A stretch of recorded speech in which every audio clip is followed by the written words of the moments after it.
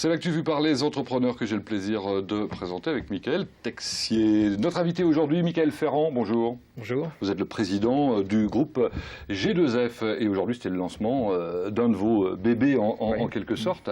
G2F Télécom, on en parle dans un instant, mais avant, la question traditionnelle. Ce qui vous a marqué dans l'actualité ces derniers jours, dernières semaines?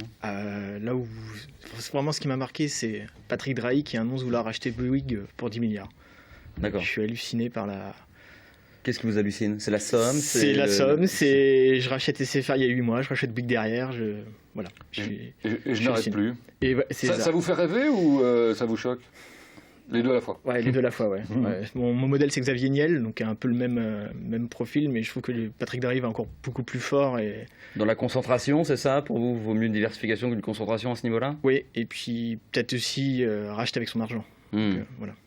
Oui, ce qui n'est pas tout à fait le cas. Ce qui n'est pas tout à fait le cas. Ouais. Oui, 10 milliards, peu de personnes les ont. Alors, le groupe G2F est né il y a 10 ans? Il y a même 11 ans maintenant, oui. Ouais. Et ça s'est passé à Étampes, je crois. Vous êtes sartois, vous hein, moi je suis complètement sartois du Mans. Voilà. Et ça s'est passé, pourquoi Étampes?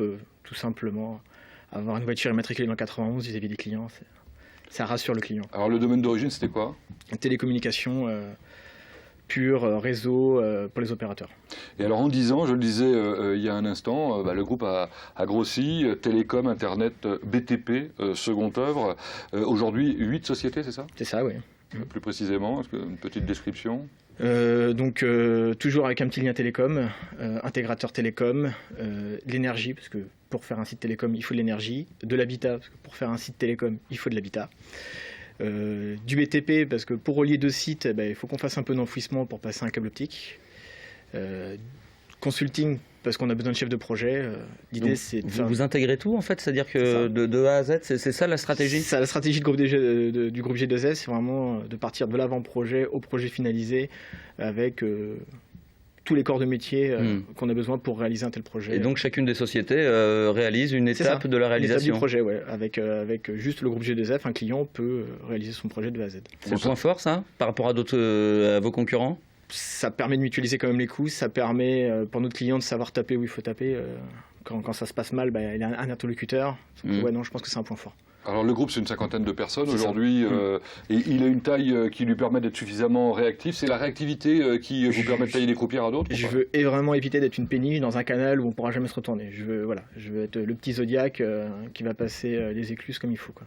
Oui, il n'empêche qu'on est dans une période, on le sait, un peu compliquée. On dit que c'est une période de mutation. Comment, justement, on arrive à se développer dans un univers aussi concurrentiel? Parce que, voilà, des télécoms...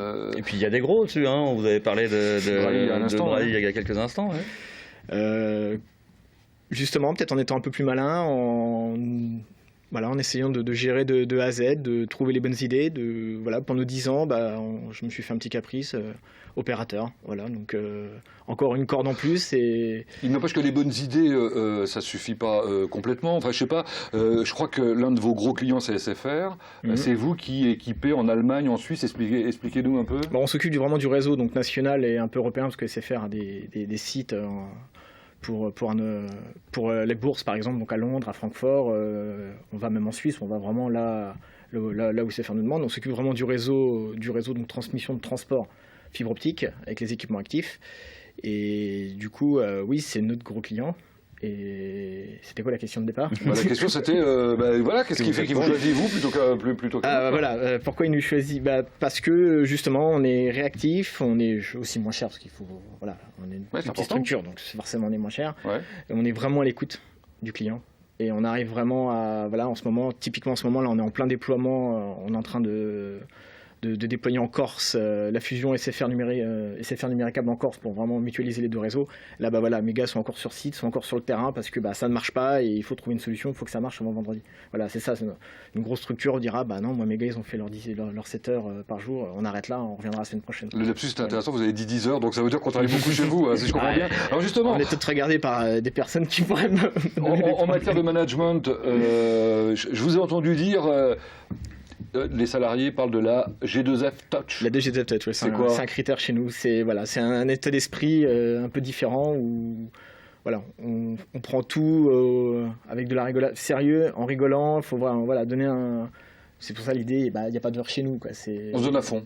Voilà. Mais si on a terminé avant, tant mieux, on a terminé avant. Puis s'il faut faire un petit effort, on fait un petit effort. Et puis généralement, quand on trouve les bons techniciens, je suis fier de mon équipe, j'ai une très bonne équipe.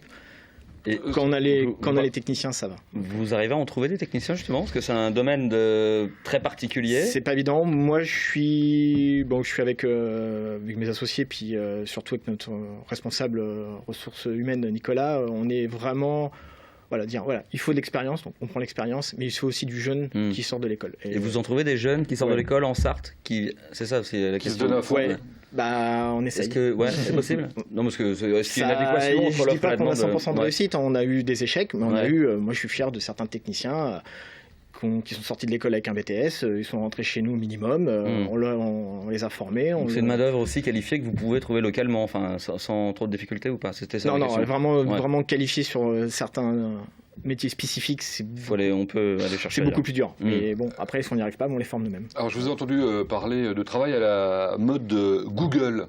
C'est quoi le travail à la mode Google? C'est un compliment qu'on m'a fait. L'auditeur qui nous a certifié l'année dernière m'avait dit: vous avez un management à la Google. Ça veut dire des petites bulles où on crée des petites équipes, on demande aux équipes des idées, d'avancer sur des projets avec une complète autonomie. Vous les responsabilisez totalement. Voilà, c'est exactement ça. J'aime responsabiliser mes salariés. Et ça leur permet de gagner plus d'argent à l'arrivée? Même s'ils n'en gagnent pas, au moins ils auront appris quelque chose. Donc même pour eux, ça leur donne de l'expérience. Alors aujourd'hui, c'était le lancement de G2F Télécom. C'est ça. Là, vous êtes sur un créneau que personne ne prend parce que ça a l'air compliqué, à savoir proposer le très haut débit dans les zones blanches. C'est un peu ça l'idée, ou presque. Là où les gros opérateurs n'y vont pas parce que ça coûte cher. Donc déjà localement, en Sarthe typiquement, et oui, moi si je peux essayer d'aller gratter dans les zones blanches, ça me va bien aussi, Donc parce que personne ne va y aller. C'est les défis que vous aimez en fait. Ouais, c'est ça. Comment on rentabilise? Parce que si les opérateurs n'y vont pas, c'est que ça leur coûte de l'argent. Comment vous pouvez en gagner? On est une petite structure avec une société qui fait du terrassement, une société qui fait de l'enfouissement de câbles. D'où l'intégration dont on parlait tout à l'heure. Donc du coup, je peux vraiment mutualiser mes coûts et proposer à mes clients des prix où on peut être au prix du marché malgré les investissements que je vais être obligé de mettre en place. Alors vos clients, évidemment, ça va sans dire, c'est pas le grand public, c'est du B2B, business to business, donc PME, PMI. Oui, et puis c'est pas... c'est vraiment PME, PMI et je ne vais pas m'attaquer aux gros groupes. Là, les gros opérateurs le feront bien mieux que nous. Avant de se quitter, les objectifs maintenant. Là, ça fait 10 ans, un peu plus de 10 ans. Un peu plus de 10 ans, oui. 50 personnes, 8 sociétés, dans 10 ans. Je ne sais pas, dans 10 ans. Je sais pas, peut-être éleveur de brebis encore, j'en sais rien, mais bon, je sais pas. Non, vraiment, moi, ce que j'aime dans mon métier maintenant, c'est de travailler avec les jeunes, partir sur des projets d'innovation, faire que des jeunes fassent ce que j'ai fait il y a 10 ans. Donc je l'ai pas fait tout seul, je l'ai fait avec des associés, mais je suis là pour aider mes jeunes à faire ce qu'on a fait, Après, dans 10 ans, Merci Michael Ferron, on va suivre évidemment l'aventure du groupe G2F dans les mois qui viennent. Merci de nous avoir suivis.